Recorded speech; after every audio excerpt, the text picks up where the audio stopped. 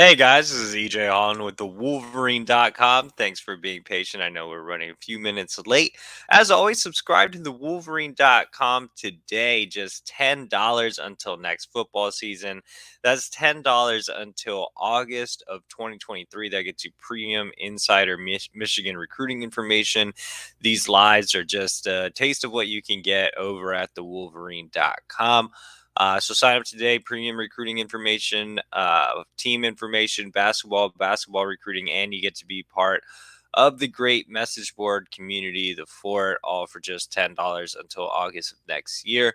As always, subscribe to this YouTube channel. It is completely free, and we put up content every single day. So make sure to subscribe to this channel and like this video. It helps us with the algorithm. Go blue, as always. And make sure to leave a super chat I know I had questions on this, how you leave a super chat. So you can leave a super chat by pressing the donate button. And if you press the donate button, that super chat money goes directly to me. Your question gets bumped up to the top, and it's especially important. Show like tonight, we are strictly going 30 minutes for sure, because I have a very early flight, like 5 a.m. So I don't think I'll even go to sleep tonight. So we'll definitely do 30 minutes. We'll get to y'all's questions, and we'll go with the first one. Chris Grant has lots of questions, it looks like. Let's get all the layups out of the way. So Chris is taking your questions and asking them first. Chris says, let's get all the layups out of the way. So his first one is Nathan Efobi, does he equal Michigan? We'll pop your other questions back up in a second. So, yeah, obviously we're going to talk about Nathan Efobi. He is an on 300 offensive lineman from Georgia, set to make a decision this Friday. Michigan has been trending in the right direction for a while now. I had a chance to go out to see him in the Atlanta area a couple months ago and put in a prediction shortly after that. And I kind of hinted that it was kind of a matter of when. And now Afobe's set to make a decision Friday without having made a visit to Miami, which was the other big contender in this recruitment. So I think this one is obviously Michigan's to lose. I feel very confident in my prediction. I know others have been peer recruiting him in the class. Like when I went out to Dallas to see Eno Etta, he told me Afobi was one of the top targets for the group. So yeah, I feel confident there. And if Michigan lands Nathan Efobi, they are getting an extremely versatile lineman, not just an offensive lineman. You see, he's the guy that can play defensive line as well. He had a chance to get recruited as a defensive lineman early on before schools focused in on him as an offensive lineman. But you see here on the film, our producer Matt has pulled up. He's exclusively playing offensive lineman, playing some tackle, and he projects as an interior offensive lineman. I believe we at On Three have him ranked the highest as an interior offensive lineman, but he can play tackle. I think Michigan sees him as a guy along the offensive line that can play everything except maybe the center position along the offensive line. So the athleticism is there, the feet's there, the willingness to put guys in the dirt and be physical. That's all there. I still think Afobi is still a little raw from a technical standpoint. And like I said, he was a defensive line recruit for some schools early on. So there's a drastic um, difference in the rankings. On Three has him very high. Others do not have him as high. I believe he's ranked as a 3-star by the other 4 major recruiting services. But I like Afobi's upside. I think it's great to pair him as an interior offensive line take along with Amir Herring, who's already committed and has a really high floor and might not have the same ceiling as Afobi. So would definitely be a really good take for Michigan if they get him on board on Friday. And like I said, I've had a prediction in for several months, and I definitely like where things stand. Grant also asked, it sounds like Taylor is locked in with Minnesota. So we're talking about Darius Taylor. Yeah, at this point, it looks like he's going to be a little bit of a tough flip. Taylor being a 3-star running back out of Walled Lake Western, close to the University of Michigan, not too far away there. So a lot of people were expecting him to just flip right away, especially after he made an unofficial for the for the game against Michigan State. But obviously that did not happen. Michigan's going to have to fight hard to flip him away from Minnesota. This is far from a layup. Our new recruiting reporter, Zach Libby, went out to see him yesterday, and the vibe was that, hey, I really, really like Minnesota. They were with me from the start. They've made me a priority. So, yeah, Hart's going to have to work hard to flip him. It's always tough to get three running backs in one class as well.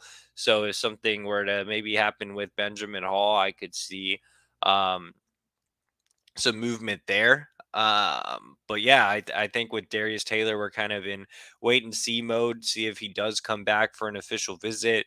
Right now, it looks like the safer bet is that he will stick with Minnesota, but at the same time, things can change in recruiting. Michigan is winning on the field. The running backs are having crazy production. Like I said, you could have a situation where things change with Benjamin Haw as well. So at that point, that could open up the door for Taylor. But I think Michigan's going to continue to recruit him, and we'll see what happens as we get closer to signing day. If others really, really get involved, like Steve Klinkscale and Ron Bellamy, that also have strong ties in the area, then I could see things changing there as well.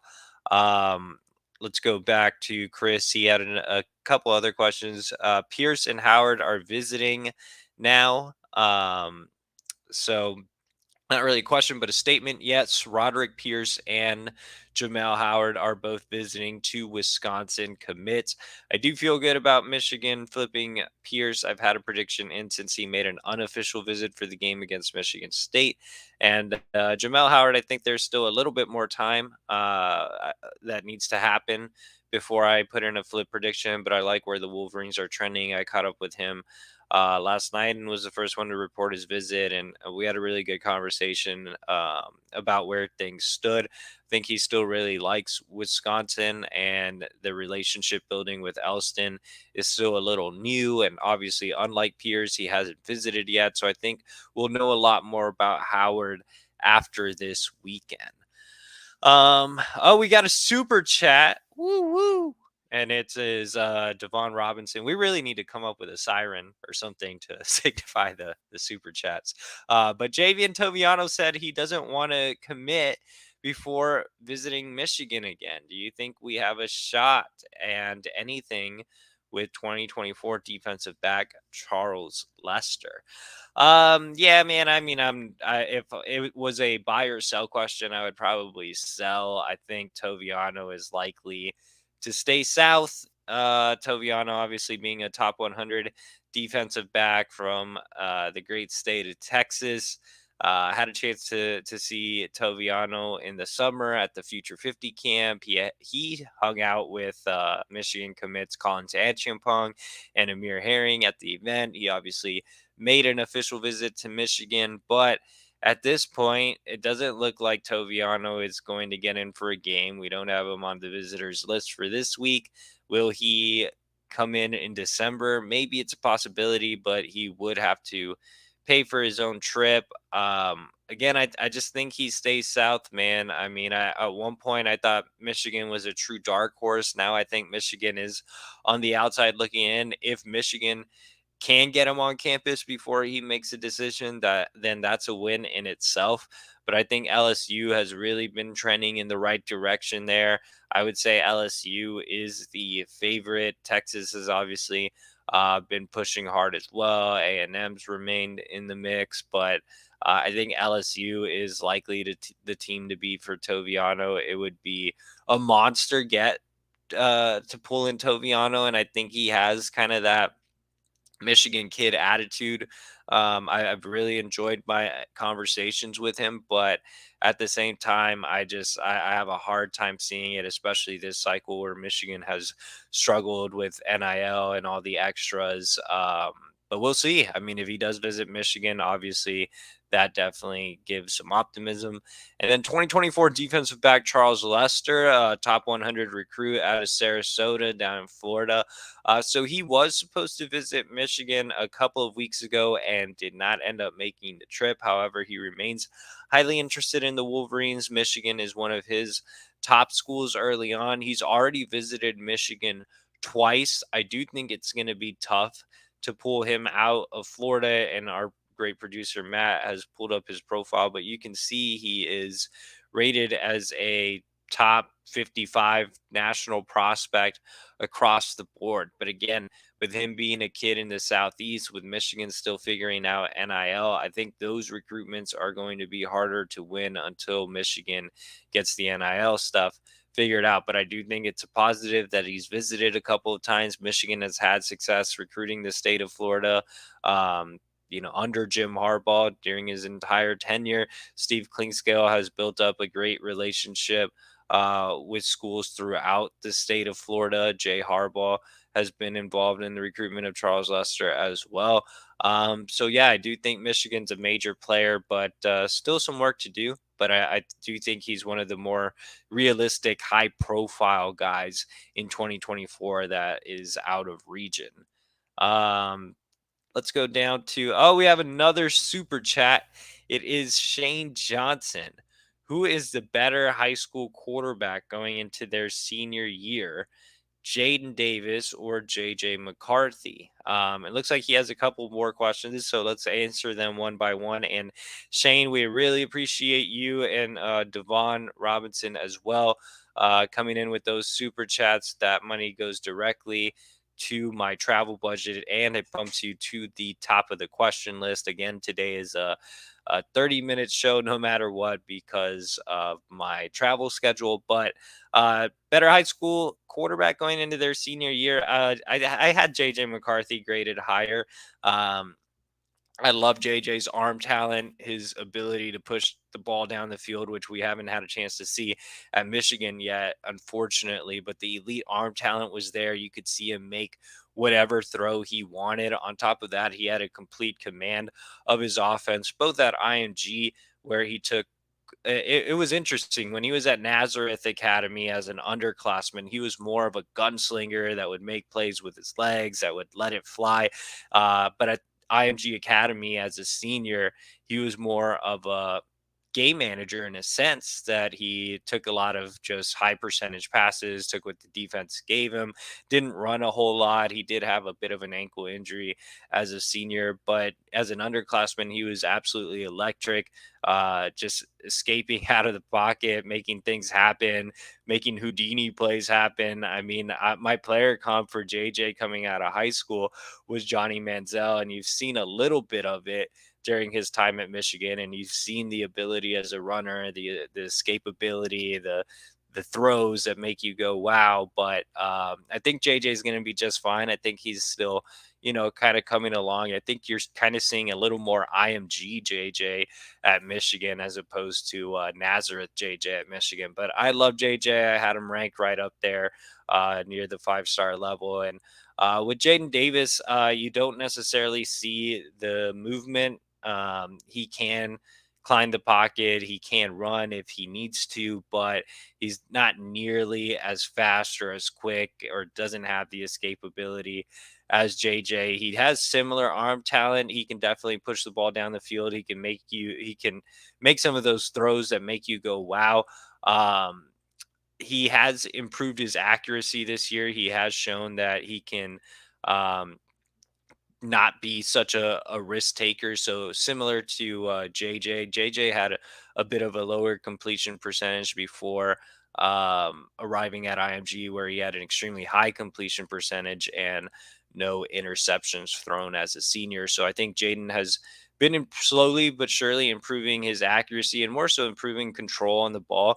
Jaden kind of threw the ball like a pitcher, like a baseball pitcher, where he threw it too hard, so balls would sail on him or they would hit the dirt. But I think he's been more and more accurate. And I think some of that has to do with Jaden improving, and some of that has to do with him transferring. Same thing with JJ. JJ got bumped up as a senior with talent when he transferred to IMG. He had so many playmakers around him at Nazareth. It was he had good talent around him as well. Obviously, he had Tyler Morris.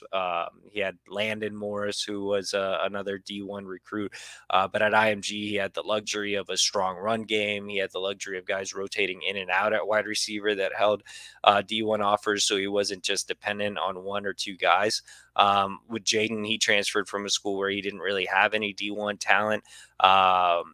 To a school that has Jordan Ship and Channing Goodwin on the outside, as well as Chris Peel, who can hand the ball off to. Peel being a highly touted DB, but is also their starting tailback. So, again, point being that both have had similar trajectories in terms of improving their accuracy because of the steps they've taken, as well as the step up in talent around them. I think the biggest difference between Jaden and JJ, like I mentioned, is just that escapability and the ability to make plays uh, with his legs. I think Jaden is also a high football IQ kid. He's a football kid all the way, which is why he's been able to connect with Michigan co-offensive coordinator Matt Weiss and head coach Jim Harbaugh. I think JJ and Jaden have really bonded well from a personal level. I think JJ was a little more outgoing and had a little more charisma, but I think Jaden is equally as good as JJ was from a team leader standpoint, from a toughness standpoint, from a loving the game standpoint. I mean, I saw Jaden earlier this season where he was throwing up on the sidelines and he led his team to a victory. I've seen him 3 times this year. I've seen him on the sideline alone, just watching film on the iPad, just trying to figure out what he could do better, what the defense was doing. So he was also, always the first guy out on the field, giving his teammates high fives the same way JJ does. So there are a lot of similarities between Jaden and JJ. And like I said, they've really bonded well away from the field as well. JJ has been instrumental in helping Michigan recruit Jaden. JJ has been involved in all his visits. JJ's parents and Jaden's parents have connected on the visits. So even Jaden told me he sees JJ as a big brother type, and also just thinks it would be great to learn under a guy like JJ if he were to end up at Michigan. But I had JJ graded higher going into his senior year, but I think Jaden is a really, really good top level prospect as well. Second question from our super chatter is Shane Johnson. The way Michigan is mauling everyone the last 22 of 24 wins, why are 5-star running backs and offensive linemen not lining up to come? That's definitely a great question. One, on the running back side, I think Mike Hart, the last couple of cycles, has just been comfortable taking guys early, and he has his type of back. So CJ Stokes was his type of back, kind of shorter, stockier built running back that was pretty undervalued, and you've seen CJ flash as a freshman, guy that had a chip on his shoulder. I wrote about CJ, and I said I have him graded as a high 3-star, but he could definitely prove me wrong and outplay his ranking. And again, you're seeing flashes of that talent with CJ. I think this cycle, kind of again, Mike Hart got things done early. He landed Cole Cabana, which I think is a great land from a versatile standpoint. I think Cabana can do so many different things. And then he obviously took Benjamin Hall as well, who's been kind of up and down as a senior, but fits that Mike Hart mold. If somebody can get something out of Benjamin Hall, it's Hart. He has that bigger frame. He's a shorter back, obviously only being about 5'10", but he's really stocky. He has tree trunks for legs. He's a really strong kid, 5'10", 227. So those are Mike Hart type of backs. And Hart, I still think has, first of all, Hart's one of the best coaches on staff. He does a tremendous job coaching his position group. But I still think Hart, I still have a little bit of doubt in terms of Hart being able to land an elite level back. We just haven't seen him do it at Michigan, right?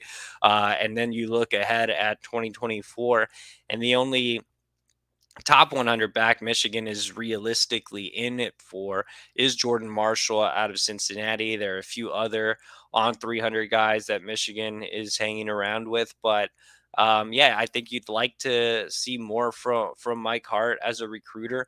Obviously, he has a lot to sell from his running back production, from the fact that he's a Michigan legend. I'd love to see him just be more active in general with top level talent on the recruiting trail. And, if he can get Jordan Marshall, that would be huge.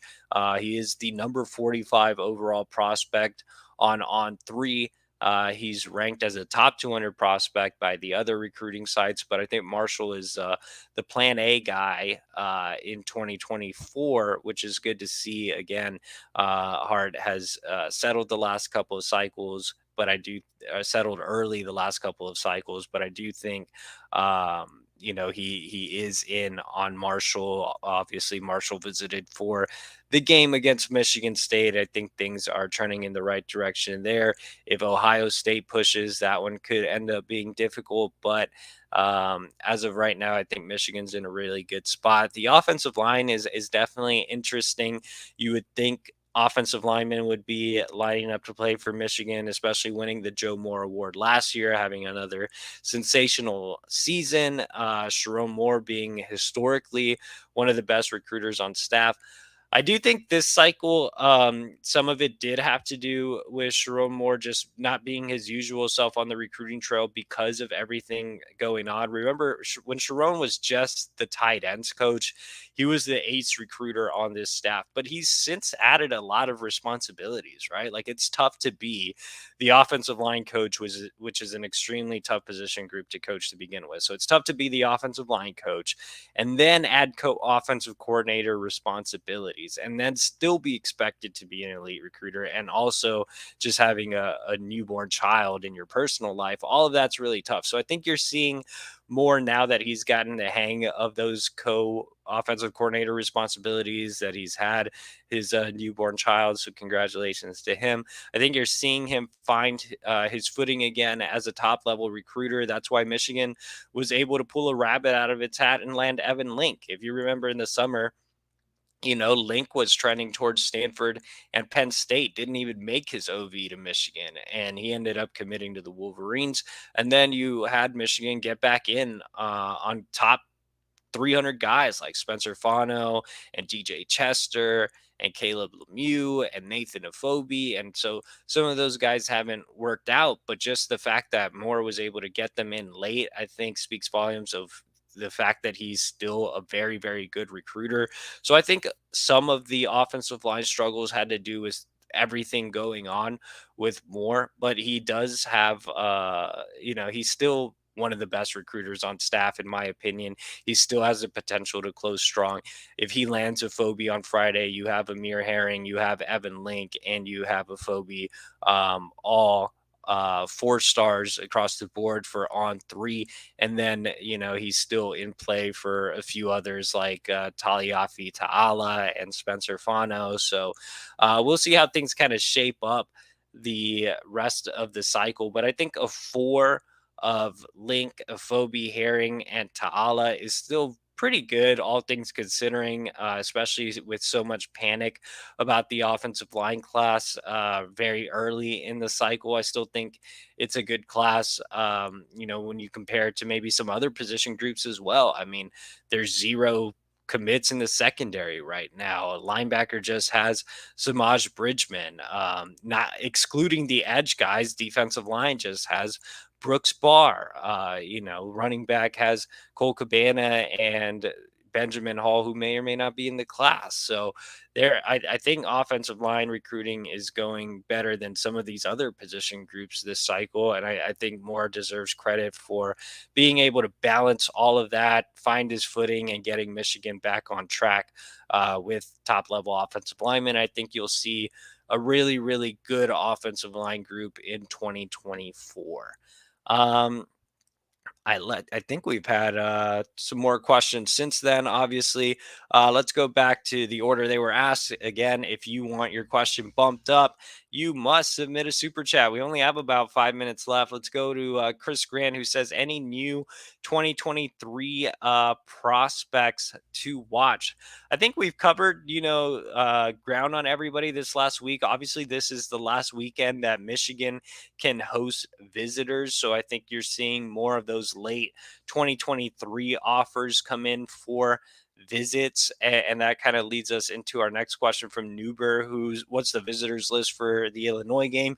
You can find the full list over on the Wolverine. Sign up now, just $10 until next football season. But some of the key guys visiting, we mentioned the Wisconsin commits, Trey Pierce, also known as Roderick Pierce, and Jamel Howard are both coming in for visits this weekend. Pierce being an official visitor, Howard being an unofficial visitor. Like I just mentioned, excluding edge guys, Michigan only has one true defensive line commit in Brooks Barr. Michigan would like to add another three technique. Pierce fits that role, and a nose, and that would be Howard fitting that role, who is 6'3", 320 pounds. So I think Michigan is in a good spot to flip Pierce, and I think they are building up to being a good spot to flip Howard. Obviously, a lot of guys coming in the secondary. Like I just mentioned, Michigan has no commits on the back end. I think if Michigan pushes for a guy like Dewan Waller out of Youngstown, he's coming in 3-star, kind of under the radar type, then I think you could see him in the class. You have other guys coming from the Southeast, like Tyler Scott out of Georgia. I think he's favoring Tennessee right now, but Michigan defensive coordinator Jesse Minter and Steve Klingscale have done a really good job there as of late. You also have Sean Russ coming out of Florida, who's one of the more mysterious recruits in this class. Klingscale's been in contact with him since the spring. Michigan has never really pushed, but with no commits in the class, I think you could see some movement with Sean Russ as well. But yeah, there are a few other 2023s coming in this weekend, so make sure to head over to the Wolverine and you can find the full visitors list. Let's go down to Michigan man Jason, and he says, any news on the big two, Jaden Davis and Nicholas Harbaugh? So Jaden Davis, top 100 quarterback, Michigan's biggest target in the 2024 class, and 5-star athlete Nicholas Harbaugh, Michigan's biggest target in the 2023 class. We had a ton of Jaden Davis and Nicholas Harbaugh content over at the Wolverine last week, since I saw both during the same weekend. But just to give some quick hitters, Davis's season should come to an end this weekend. He is playing for a title, and if they win, he is looking to make, or even if they lose, but good luck to Jaden and his teammates. Obviously, I've enjoyed my time covering Providence Day. Either way, their season will come to an end, and Davis will make a commitment shortly after that. So it could be here around Thanksgiving. It could trickle into December, but his goal is to commit before the end of the calendar year. Harbaugh, we're in it for a marathon. He's not making his decision until February. He could come back to Michigan for an unofficial, but he is busy finishing out his senior year, mapping out his plans for his remaining December official visits.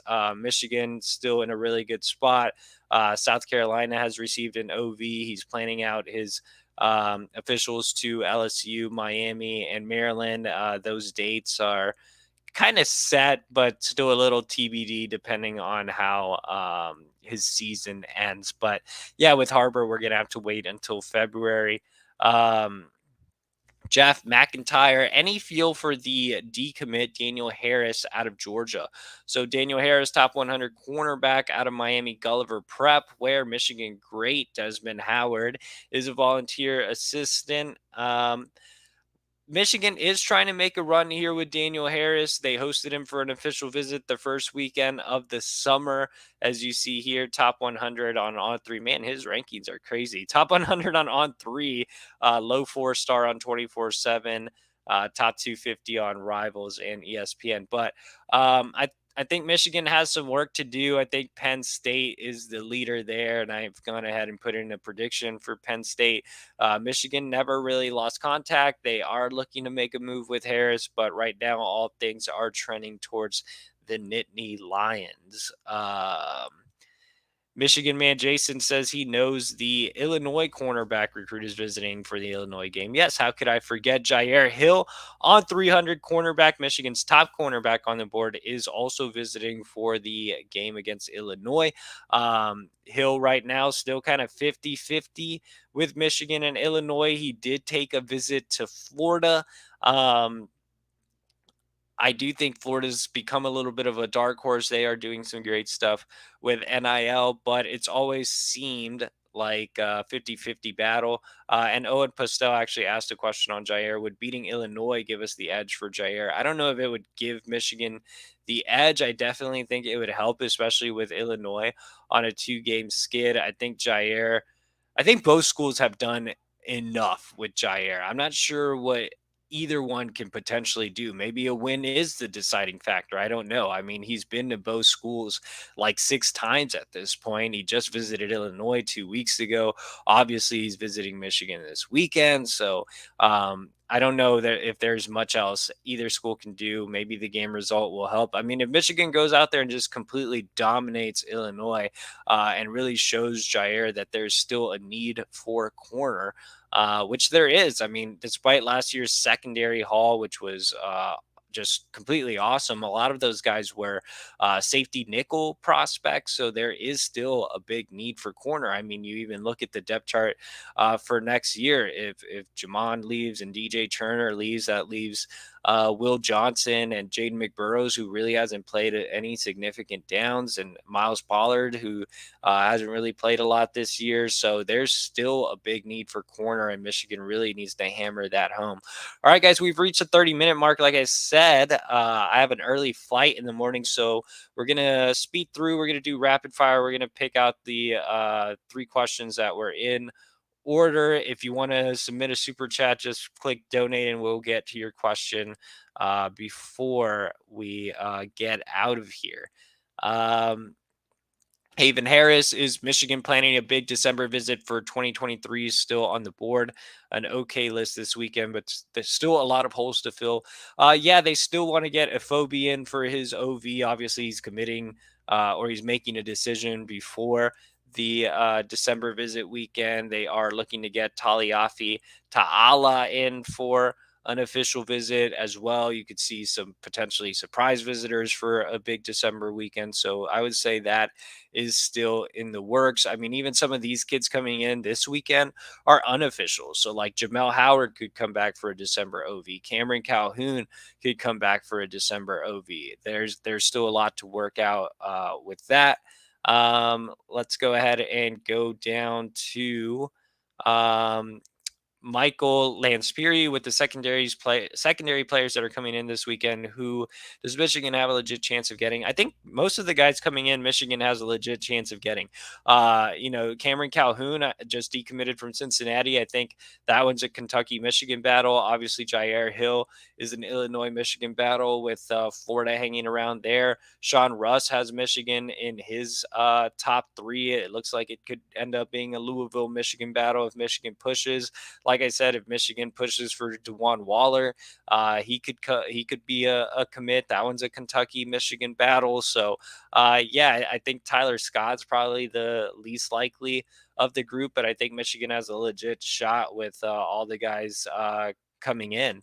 And last question, I guess, Tyrone Daniel. He says, will Michigan flip the DB from Cincinnati? So that, again, is Cameron Calhoun.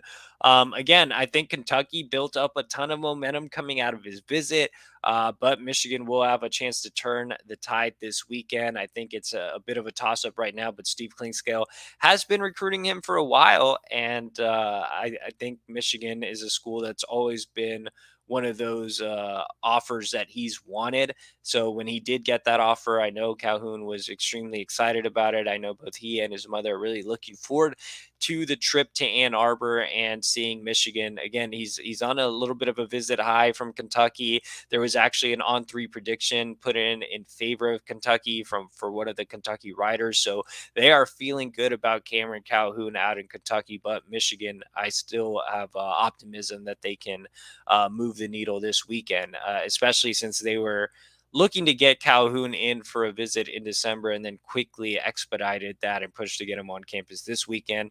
Locked in the trip. In fact, I messaged Calhoun's mother on Friday and asked if they were coming in. And she told me that they had nothing planned. And then 48 hours later, they did have something planned. So great job by Steve Klingscale and Michigan to get that rolling. But that's our show, guys. I am hitting the road tomorrow, going out to see some big targets in 2023. Make sure to subscribe to the Wolverine for all that and more. Thanks to all the Michigan fans. Really appreciate it. And thanks to Michigan Jason, who says, smash that like button, subscribe to the Wolverine YouTube channel, completely free. And we are providing daily content. So thanks again, guys, for joining.